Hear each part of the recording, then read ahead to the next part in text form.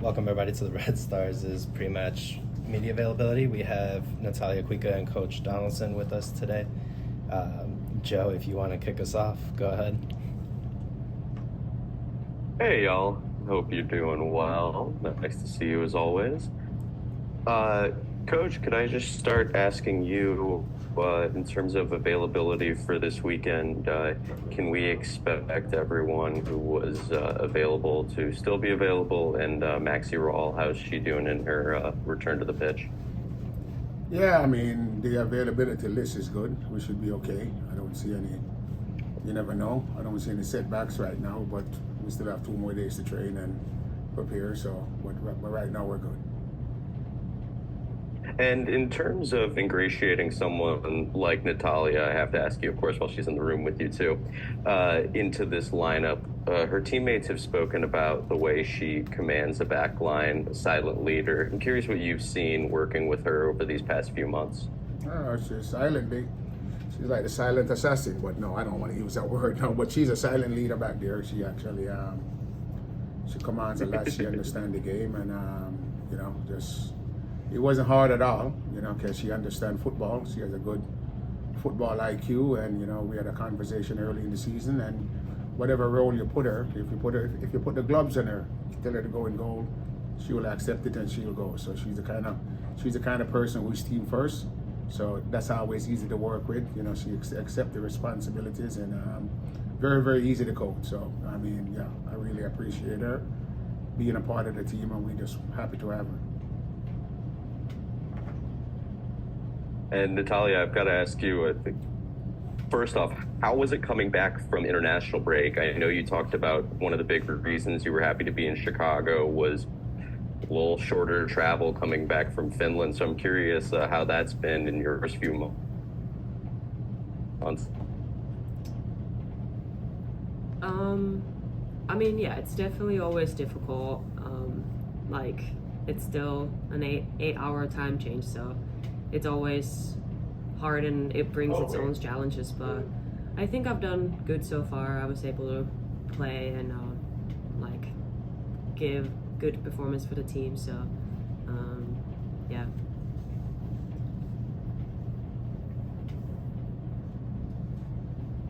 And competitor, what is it like going against or preparing to go against the former team this weekend?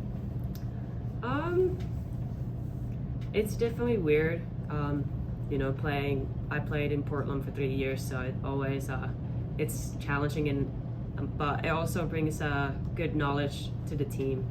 I know most of the players there, and I know what they're capable of and their strengths and weaknesses. So, but it's definitely weird, but I'm definitely excited for the challenge.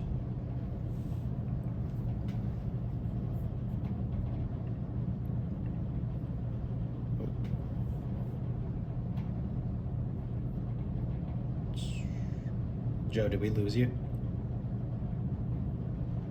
Just want to make sure it's not my Wi-Fi. Oh, I'm sorry. I'm good. Thank you. Okay, sorry. No, Wi-Fi's been a little spotty over here. So before we continue, sorry to interrupt, but I meant to start the press conference with this. As an update for you all, we've sold over 15,000 tickets to the Wrigley Field match on June 8th against Bay FC, which puts us about 43% of the way towards our goal of beating the NWSL record, give or take a couple percentage points if my math is as bad as it used to be. So just an update on that for you guys. Leslie, keep us going. Hey folks, sorry I was late. I might be overlapping some questions here, but for Coach Donaldson, how did the move for Natalia to center back kind of come to pass? Well, I mean, it was actually, I give Bobby Peters a lot of credit on that move. I got, before I got here, I know it was in the makings, and it was a move that I, really approve of at the time. So yeah, I mean, let's pursue it. So, Babette was the one who orchestrated that move, and she got her here, and we're very happy to have her. And for Natalia, What has it been like forming that partnership with Sam Staub? Because you two seem unstoppable right now. It's been great. I haven't really played center back in this league too much, so it's good to have somebody who's familiar face and like really a force center back in this league for many years now. So she's definitely there to help and guide me along the way, and I'll just pitch in and do whatever I can to help. And yeah. And 15,000 tickets sold at Wrigley is pretty cool. I know baseball in Finland is a bit different, but can I just get some feelings from you two about this tremendous occasion? Yeah, I think it's really exciting that we get to have a lot of fans watching the game, but yeah, definitely not a baseball fan. We don't really have that in Finland, but if it's a soccer field, we can have a good match. I'm all for it. I think in Finland they might be playing cricket, Okay, which is awesome. a little bit different, so if they're playing cricket. But I think it's fantastic for the city, and I think it's fantastic for the league that at this point, the attendance is going to go up, and I think it's just good for everybody. Good for the Cubs people to allow us to come into that stadium and play, and good for the city to support it, and everybody, Cubs ownership and the Red Star ownership. I just want to credit them for coming up with this idea and making it possible. So in reality, I think it's going to be great. Awesome. Thank you so much. Thanks, Leslie. John Lupo, go ahead. A question for each of you. For Lauren, just talk about Portland, and I know they're not off to the best start, but the challenges that they present. And also for Natalia, making that move to center back, what was the biggest adjustment that you had to make, and how quickly were you able to make that adjustment and just get settled in? Do you want to go first? Yeah.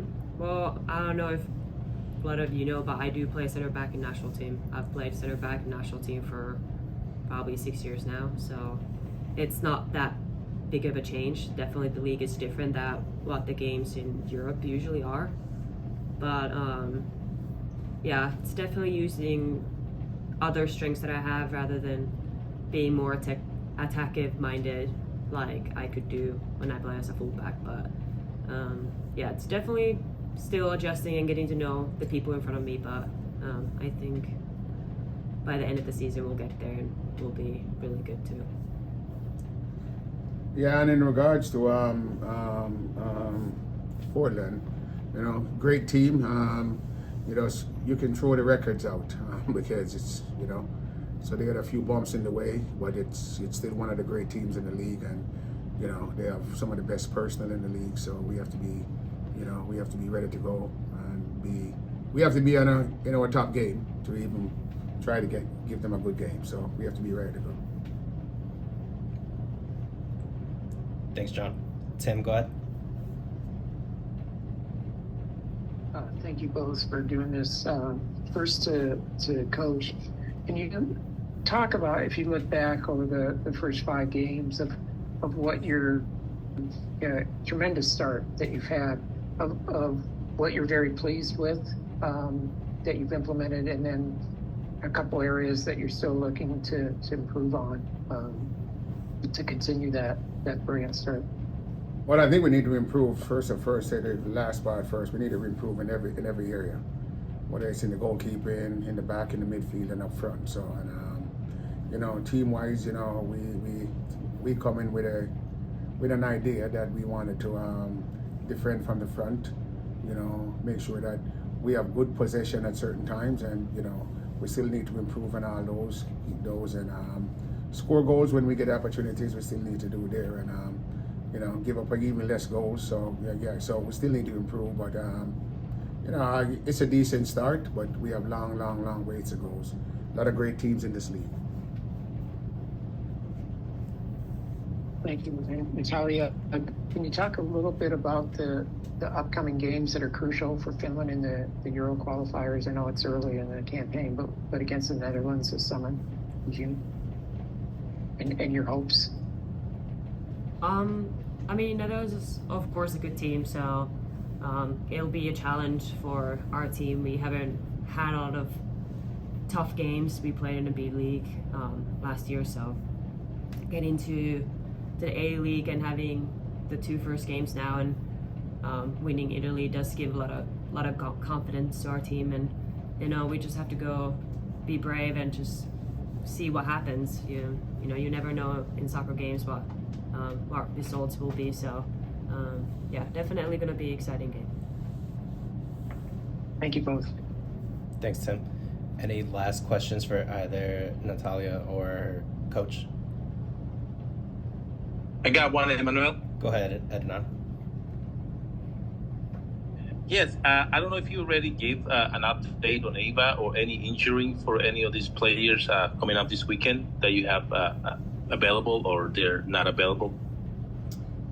Yeah, we know Ava is season-ending injury, so I mean, which we're very very sad for.